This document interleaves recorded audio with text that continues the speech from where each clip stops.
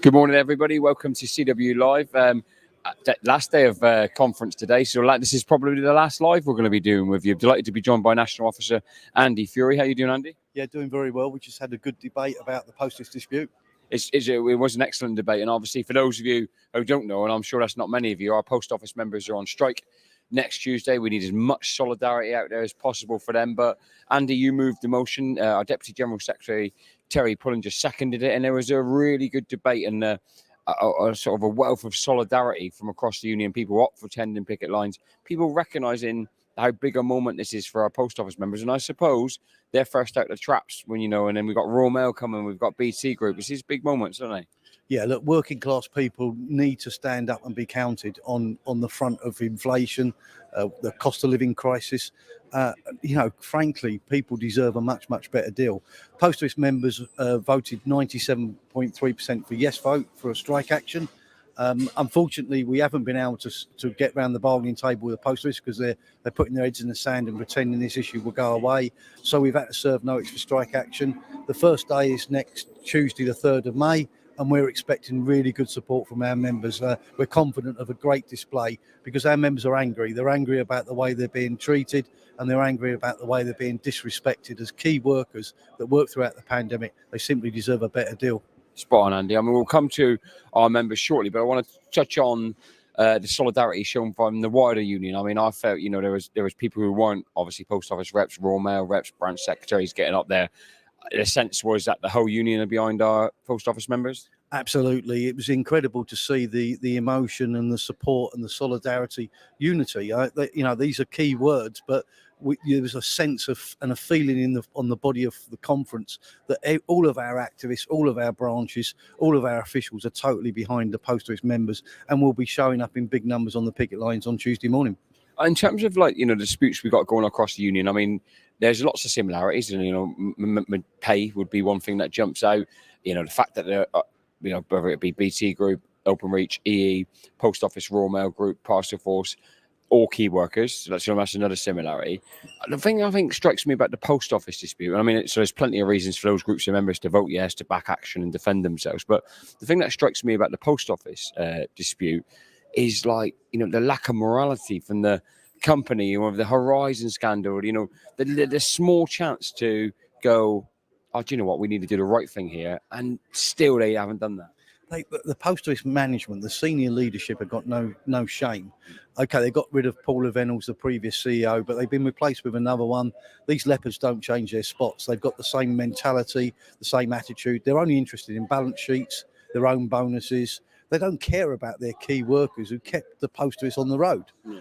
Our supply chain members in processing cash and delivering cash across all of the post offices, 11,500 post offices across the UK that connected society. When the rest of the high street was closed, with the exception of supermarkets, post offices were open, and our members kept those post offices open. Yet they're being ignored, as if they don't count, don't matter, just used as cannon fodder during the pandemic. And the post office, they've got no moral compass. They don't actually care about people, and yet they can afford to give our members a pay rise, and it wouldn't cost that much actually. So, this is a mentality that they're just trying to do the workers down, and that's why they can't communicate the justification for the strike. They just, sorry, not for the strike, but for the pay freeze. They can't even say in any coherent way why our members should have a pay freeze, because they can't justify that position. Next Tuesday then, so obviously it's the first day, hopefully the last day, hopefully the company sees sense of strike action for our members to take in. We have published a list of picket lines, and we'll put that on the website so people can get along if they can, support them. Online, people can show solidarity. We'll be having several meetings. What would you say to people who not in the post office, first of all, how they can support this dispute? Well, we need the press and media to shine a spotlight on the post office attitude. They really are despicable people at the top of this company who just haven't got any moral compass whatsoever about how to look after people in today's environment. So we need politicians to be supporting this. We need it's local elections next week throughout most parts of the United Kingdom. We need politicians to come on board, talk out, and get behind our our members and shame the post office into doing the right thing. Hopefully the post office will, after next Tuesday strike, will wake up and smell the coffee and get round the bargaining table, because we'd much sooner have a deal, have an agreement, than be organising strike action. But if they don't see common sense and they don't understand, have any empathy towards our members, then we will be looking to take further action.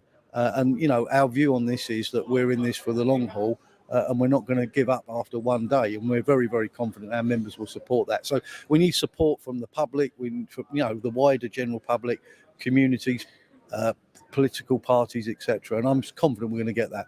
Thanks, Andy. Last question. The members in the post office, I mean, this isn't just the attacks on them, the closure program. This isn't just a recent thing, isn't it? And that succession of sort of bad news, if you like, that's been delivered by the company to our members, that they could be forgiven, some of our members, by saying, "Oh, do you know what? I'm tired. I'm not sure I'm up for this." But once again, they've returned a massive yes vote and a huge turnout. Just how important is it addressing our post office members that they come to the picket line, they withdraw their labour on Tuesday? We need massive support on Tuesday, and I believe we're going to get that. We need our members to tell the post office in no uncertain terms that they're not going to be prepared to be walked all over by them, and that their living standards really do matter, as indeed do their families. I'm confident our members are up for this. They're battle hardened. They are frustrated that they have to keep on having these struggles and fights, but nonetheless, I'm very, very confident the membership are on board and will totally support the dispute, and will send a massive signal to Nick Reed, the new CEO, that this union is on the march and our members are prepared to stand up for themselves, and we're not going to go away quietly. Spot on, Andy. Thank you to you for joining us, because Andy, just as I said, got off the roster, made a great speech, as did Terry Pellinger and all the contributors to the debate. But we look forward to seeing you next Tuesday. Get behind the union. And make sure you withdraw your labour. And if you're not in the post office, make sure you show your solidarity. Take it easy, everyone.